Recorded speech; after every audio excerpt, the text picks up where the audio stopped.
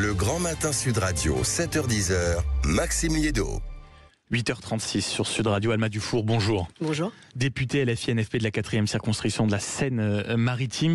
Mayotte, on a eu l'occasion d'aller sur place à Sud Radio il y a une heure. Journée de deuil nationale, en attente encore des aides, du rétablissement parfait de l'eau courante. Qu'avez-vous envie de dire aujourd'hui aux habitants de Mayotte, qu'ils ont de la chance d'être en France, sinon ils seraient 10 000 fois plus dans la merde, comme l'a dit le président de la République ? Déjà, je vais leur présenter mes excuses aussi au nom de la représentation nationale pour les propos écœurants du président de la République. Je leur présente mes condoléances. Je leur dis qu'on se tient à leur côté, qu'on a hâte de voter la loi spéciale dès la première semaine de janvier pour développer le maximum de moyens pour sortir de cette catastrophe qui est la plus grave de toute l'histoire de France. Et pourquoi je dis des propos écœurants du président de la République ?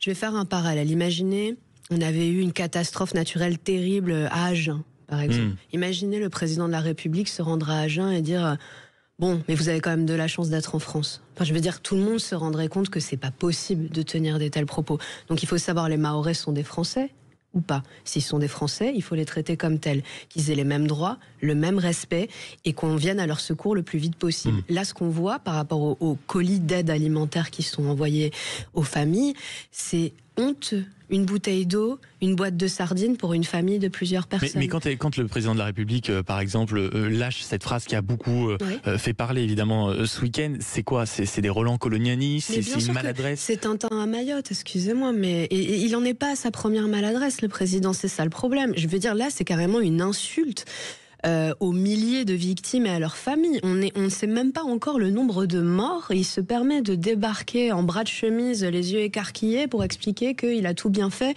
alors qu'on sait que Mayotte est le territoire d'outre-mer le plus pauvre de France, que Mayotte avait des gros problèmes d'accès à l'eau potable dont personne parlait, qu'on manque d'infrastructures cruelles. Bref, évidemment, cette catastrophe, elle est naturelle. Il y a aussi une partie politique dans le nombre de morts auxquels on assiste aujourd'hui. Et c'est pour ça, encore une fois, et vu qu'on est en deuil, voilà, encore une fois, je tiens à exprimer aux Mahorais que tous les gens de l'Hexagone ne sont pas comme Emmanuel Macron et qu'on pense à eux et que là, nous nous activons par exemple pour envoyer le maximum de colis d'aide alimentaire et on demande d'ailleurs l'aide des compagnies de fret aérien, vous savez, FedEx, Amazon, parce qu'en fait, on nous dit qu'il n'y a pas assez d'avions et qu'on ne peut pas transporter assez de colis. Or, ce n'est pas possible d'avoir de telles réponses. Là, le privé serait important. Le privé serait important, mais comme on l'a vu pendant le Covid, à crise majeure, réponse majeure. Pendant le Covid, il y a Amazon et c'est vraiment pas mes meilleurs amis qui ont mis à disposition des avions pour transporter les masques. Là, il faut faire pareil pour les colis alimentaires parce qu'en bateau, ça met 2 mois à arriver, donc c'est pas possible. Et à 7h34, on était en direct de Mayotte, ici sur Sud Radio. On nous expliquait à quel point en réalité tout était bénévole. Ce sont les bénévoles qui, avec leurs propres moyens, achètent des courses, s'occupent des centres d'hébergement. Et l'auditeur qui était avec nous, le responsable du centre d'hébergement qui était avec nous disait clairement, mais en réalité, la situation, c'est que l'État, on ne le voit pas. Et vous l'avez dit, il y a beaucoup de problèmes sur place et il va falloir les prendre à bras-le-corps. Est-ce qu'il y a un problème d'immigration à Mayotte ? Parce que le ministre de l'Intérieur, Bruno Retailleau, dit « Je peux vous dire que c'est pas moi qui ai imposé le thème de l'immigration lors de cette rencontre à Mayotte, mais bien les élus locaux et la population, le chaos migratoire. » C'est comme ça qu'il explique la situation à Mayotte. Ce sont les Mahorais eux-mêmes qui m'en parlent. Mais il y a un problème de gestion de l'immigration à Mayotte, plus qu'un problème de l'immigration en tant que telle, parce que poser ce mot-là, ça voudrait dire que l'immigration est forcément un problème, forcément quelque chose qu'on doit rejeter. C'est quoi la différence alors ? La différence, c'est que en fait, on essaye d'avoir un droit spécial à Mayotte sur la question du droit du sol, etc. On laisse les Mahorais gérer seuls effectivement les déplacés, les réfugiés comoriens, les migrants comoriens. Or, on sait que c'est, comme je l'ai dit, c'est déjà un des départements les plus pauvres de France. Donc, on essaie de cloisonner la question des Comores à Mayotte et au seul territoire de Mayotte qui est déjà très pauvre, un désert médical, n'a pas assez d'eau potable, donc évidemment que dans ces conditions, ça crée des tensions maximales et que c'est pas comme ça qu'il faut gérer les choses. Donc nous, ce qu'on dit, c'est que ça doit être géré à l'échelle de toute la France et de tout son territoire et que par contre, si l'opération Wambushu avait pas consisté à détruire des habitats pour rien proposer aux Comoriens et les forcer à se déplacer encore plus loin dans les montagnes, dans des habitats encore plus précaires, encore une fois, il y aurait moins de morts. Donc là, le gouvernement précédent, Monsieur Darmanin notamment, a aussi une partie de ces morts. Et même s'ils sont des Comores, ceux-là, ils Ils sont des êtres humains, ils doivent avoir notre compassion, notre respect. Et donc là aussi, c'est une faillite politique parce qu'on n'aurait jamais dû faire ça et on aurait dû au moins les reloger dans des bâtiments en dur en attendant de voir ce qui allait être fait. Mais quand je vous écoute, Alma Dufour, j'arrive pas à saisir la différence parce que vous assumez en fait que là, l'immigration, quand je vous écoute, est une part, mine de rien, très importante du problème de Mayotte. Donc qu'est-ce qui vous différencie des prises de parole de Bruno Retailleau? Non, écoutez, parce que ce que je viens de vous dire, c'est que nous, on n'est pas pour expulser tous les Comoriens pour qu'ils rentrent en Comores. La question, c'est qu'on ne peut pas laisser juste le territoire de Mayotte accueillir des gens qui sont très pauvres, alors que même sont très pauvres. C'est ça que je veux dire. Je veux dire, à l'échelle de la France, ce problème-là ne se pose pas. Parce qu'en fait, l'immigration a un poids très relatif par rapport à la population en général, et même d'ailleurs un avantage pour l'économie. En fait, c'est les études qui le démontrent, parce que vous accueillez des gens en âge de travailler, qui vont cotiser justement pour les retraites, qui vont payer de la TVA, etc., etc. Le pourcentage de personnes migrantes par rapport à la population française en général ne bouge pas tant que ça depuis les années 80. Contrairement à ce qu'on affirme. Donc, ce que je veux dire, c'est que régler à l'échelle de l'Hexagone et de tous les territoires, ça ne serait pas un problème. C'est bien là la grande différence qui nous oppose avec M. Retailleau. Vous savez ce qu'il vous dit, M. Retailleau? Il vous dit: les indignations de la bien-pensance sont le privilège égoïste des gens bien nés, bien protégés, qui vivent dans leur tour d'ivoire. C'est ce que vous êtes, Alma Dufour, en fait. Oui, quelqu'un de bien protégé, oui, tout à fait. Sauf que moi, contrairement à lui... je passe ma vie sur le terrain et même en Hexagone, il y a des gros problèmes. Moi, mes amis, ils font les 3-8 dans les usines, ils perdent leur emploi à cause de l'inaction de M. Retailleau et de ses amis ministres parce qu'il y a des plans sociaux toutes les semaines maintenant dans les zones industrielles. Moi, mes amis, ils n'arrivent pas à payer leur facture d'électricité, donc en fait, je l'appelle à redescendre sur terre et arrêter de faire croire que le problème en France, c'est les personnes qui migrent, parce qu'on sait très bien que c'est pas ça le problème en France. Le problème, c'est Emmanuel Macron et ses amis qui se sont engraissés sur le dos des Françaises et des Français. Si le ministre de l'Intérieur reste, mine de rien, parce qu'il annonce restant dans un gouvernement qui sera potentiellement un jour annoncé sous le sapin, qui sait, c'est quand même que sa cote de popularité a explosé. Il a réussi à s'imposer vis-à-vis des Français sur les thèmes qu'il abordait. Comment vous observez ça? Est-ce que vous n'avez pas l'impression qu'entre vos prises de position et ses prises de position, il y a un monde et que ce monde s'appelle le réel? Merci de le rappeler. Non, je pense que M. Retailleau, en fait, est d'extrême droite et donc c'est la caution pour éviter que Marine Le Pen ne censure le gouvernement dès la première semaine. Franchement, on peut Pourquoi jouer d'extrême droite? Parce que toutes ces phrases sont d'extrême droite. Excusez-moi, on peut jouer à un jeu. Qui a prononcé cette phrase? Jean-Marie Le Pen ou Bruno Retailleau? Par exemple, les belles heures des colonies. Ça vous dit quoi? Ça, c'est Bruno Retailleau. Bruno Retailleau, la seule chose qui le différencie d'un Jean-Marie et de ses amis, c'est l'étiquette politique. Il a décidé de rester la frange la plus à droite des LR. Ça ne veut pas dire que pour autant il n'est pas d'extrême droite. Je suis désolée. Donc oui, c'est la caution pour que Marine Le Pen ne sanctionne pas le gouvernement. Je ne sais pas pour l'instant quel est le bilan de M. Retailleau sur les enjeux qui préoccupent les Français. Effectivement, les questions de sécurité préoccupent les Français et c'est tout à fait normal. Les questions migratoires aussi, parce que c'est sur ça qu'il s'est imposé. Et les questions migratoires... J'aimerais pouvoir dire qu'elles préoccupent les Français s'ils étaient bien informés, parce que ce que je vous ai dit, les chiffres que je vous ai donnés sur le poids de la question migratoire en France, le poids réel, n'est jamais communiqué dans les médias. Donc je regrette qu'on ait des débats extrêmement tronqués sur les sujets de l'immigration. Je regrette qu'on ait une hypocrisie absolument totale, qu'on sache très bien qu'aujourd'hui il y a des pans entiers de l'économie qui fonctionnent avec des travailleurs sans papier et qu'en fait laisser ces travailleurs dans ces conditions n'est pas bon pour les salariés françaises et français, puisqu'en fait c'est du dumping, alors que si on leur donnait des droits, il y aurait moins de concurrence déloyale. Tout ça, pour moi, est très triste, parce qu'on jette la pierre sur des immigrés pour éviter de regarder la vraie responsabilité. Et encore une fois, je le dis, la responsabilité, c'est que les 500 plus grandes fortunes de France, elles ont doublé leur patrimoine depuis l'arrivée d'Emmanuel Macron. Et on va y venir. C'est qu'il n'y a jamais eu autant de dividendes dans l'économie. Donc l'argent, en fait, il est là, mais il n'est pas dans les poches des migrants, il est dans les poches des multinationales. Et on l'a dit, le gouvernement risque d'être annoncé dans les prochaines heures. Pour vous, de toute façon, il est pratiquement censuré d'office. C'était l'objet de l'édito politique de Chloé Morin. Qu'est-ce qui vous encourage à le censurer automatiquement à ce point? Moi, j'ai l'impression que c'est un gouvernement Barnier, mais version Gorafi. Je ne sais pas si vous connaissez ce site, mais c'est le gouvernement Barnier, le ridicule en plus, quoi. On a, comme ça a été dit par Madame Morin, il n'y a absolument aucune proposition faite sur la gauche. le seul compromis, c'est-à-dire de passer 9 mois à rediscuter encore et encore d'une réforme, sur la réforme des retraites qui est rejetée par plus de 70% des Français et qui est rejetée aussi par la majorité de l'hémicycle de l'Assemblée nationale. Rien sur l'augmentation des salaires, rien sur le gel des factures d'électricité alors qu'un Français sur deux n'arrive plus à les payer, rien sur les plans sociaux dont je parlais, rien sur le fait qu'on a atteint le record de faillite des TPE, PME depuis 12 ans, c'est absolument catastrophique. Mais concrètement, qu'est-ce qu'on fait, Alma Dufour? Parce que il y a un esprit de responsabilité où on va vous dire, écoutez, on a besoin absolument d'un budget. On a fait voter une loi spéciale et on était tout à l'heure avec le directeur général, directeur adjoint de l'OFCE, qui nous disait, mais en fait, ça va aller fracasser les classes moyennes. Alors, et donc, vous voyez, il y a même la réforme des retraites. Plein de gens vont vous dire, en réalité, les marchés nous regardent. Si on met sur pause la réforme des retraites, c'est direction, on va dire, la pente rouge, on devient la Grèce.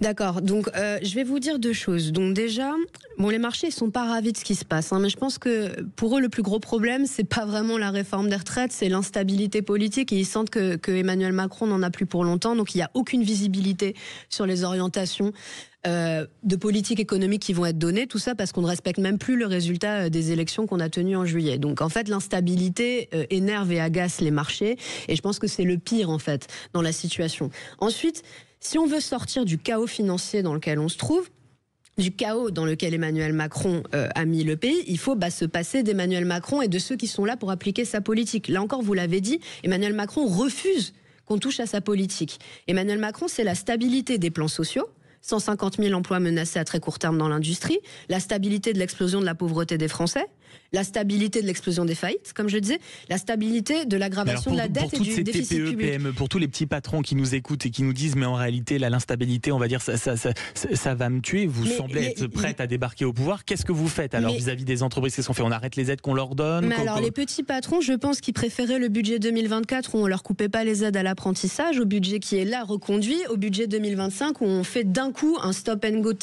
énorme sur une politique que nous on conteste à plein d'endroits, mais qui là va les déstabiliser énormément. Les TPE, PME, elles ont besoin qu'on bloque certains coûts comme les factures d'électricité, les factures d'énergie. Ça, c'est quelque chose qu'on propose depuis des mois. Les TPE... Mais tout ça, c'est un prix, Alma Dufour, vous le saviez mieux que moi. Non, mais baisser les factures d'électricité, ça n'a aucun prix. Les bloquer, si plus si personne ne paye l'électricité ou si on plafonne, c'est des recettes en moins pour l'État. C'est pas qu'on les paye pas, c'est qu'en fait, EDF produit 2 fois moins cher qu'au prix auquel on vend aujourd'hui l'énergie aux Françaises et aux Français. Et EDF est une entreprise publique, il faut juste sortir des règles du marché européen de l'électricité. Mais ça, justement, c'est une des seules choses qui ne va pas nous coûter de l'argent, contrairement à ce qu'a fait Emmanuel Macron avec le bouclier tarifaire. Il y a aussi les TPE, PME, il faut considérer qu'elles ont besoin d'avoir une imposition adaptée. Personne ne sait, par exemple, mais la France Insoumise propose un impôt sur les sociétés progressif, en fonction du chiffre d'affaires et des bénéfices, qui n'existe pas aujourd'hui. Vous avez l'impôt sur les revenus qui est heureusement progressif sur les Français, mais pas sur les entreprises, à l'exception des petites entreprises. Mais ce qui provoque ça, plus l'évasion fiscale et l'optimisation et les crédits d'impôt, qu'une TPE ou une PME paye plus d'impôts en proportion aujourd'hui qu'une multinationale du CAC 40. Ça, on veut tout remettre à plat. Les TPE, PME, elles ont besoin de sécurité, de visibilité, qu'on les aide, qu'on admette qu'elles font très peu de marge. Et on les aide alors avec quel argent? Ceux qu'on donne ou celui qu'on donne, l'argent qu'on donne aux grandes entreprises, c'est ça? Exactement. Nous, on est des grands partisans de conditionner les crédits d'impôt, par exemple, qui aujourd'hui sont captés à 60% par les grands groupes, aux entreprises de petite taille. Tout comme pour les classes moyennes, je vous entendais parler du budget.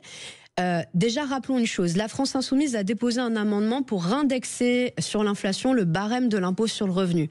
Qui l'a déclaré irrecevable? Les macronistes, en la personne de la présidente de l'Assemblée, Madame Yaël Braun-Pivet, qui a aussi déclaré irrecevable toutes les propositions d'abrogation de la réforme des retraites, sans justification. Si elle avait voulu que le barème de l'impôt soit indexé, elle aurait laissé discuter cet amendement, il aurait été voté, et je vous parie qu'aucun député n'aurait saisi le Conseil constitutionnel, et quand bien même il aurait sans doute dit que c'était constitutionnel. Donc c'est un passage en force politique pour nous prendre à la gorge et dire, regardez, si vous votez pas le budget, si vous censurez le gouvernement, les Français ils vont payer plus d'impôts. Mais ça, c'est eux qui l'ont fait. C'est leur chaos. Nous, on a essayé de trouver une solution. Et la deuxième chose, sur l'impôt sur le revenu, personne ne parle aussi d'une proposition qui a été balayée et par le RN et par les macronistes, mais le NFP a défendu un impôt sur le revenu avec plus de tranches qui veut dire qu'en fait, en dessous de 4 000 €, les classes moyennes paieraient moins d'impôts. Ça, c'est le programme du nouveau Front populaire. Donc il faut sortir de la démagogie. En vérité, on a une vraie attention pour les gens qui se retrouvent au milieu et qui aujourd'hui subissent le plus gros de la pression fiscale en France. L'argent que vous pensez prendre sur les grandes entreprises, c'est 200 milliards, c'est ça? Alors ça, c'est 200 milliards d'aides publiques. Donc c'est déjà ce qui existe aujourd'hui. C'est pas des taxes en plus. Ça, c'est les 200 milliards qu'on leur donne en crédit d'impôt notamment et en baisse de cotisation. En aide. En aide, exactement. Il vient d'où ce chiffre? Il vient de plusieurs études. Alors là, je me souviens plus de la source, mais c'est un chiffre qui a été vérifié à plusieurs reprises. Parce que moi, les estimations, c'est entre 170 et 200 milliards. J'ai en revanche vu dans un rapport par un ancien économiste pour la Cour des comptes qui a fait, si vous voulez, le taux d'aide maximum. Et par an, c'est 69 milliards d'aides à proprement parler. C'est loin des 200 milliards quand même. Oui, mais alors du coup, ça dépend. En fait, il y a aide, il y a crédit d'impôt, il y a baisse de cotisation. En fait, c'est comment vous calculez. C'est toutes les aides à proprement parler. Mais alors, si c'est aide en crédit d'impôt ou c'est financement plan de relance, etc. C'est tout compris. Financement d'impôt, CICE, ce genre de choses. Il y a plusieurs études qui montrent vraiment que c'est entre 170 et 200 milliards. Il y a une fourchette et les calculs ne sont pas. Mais voilà.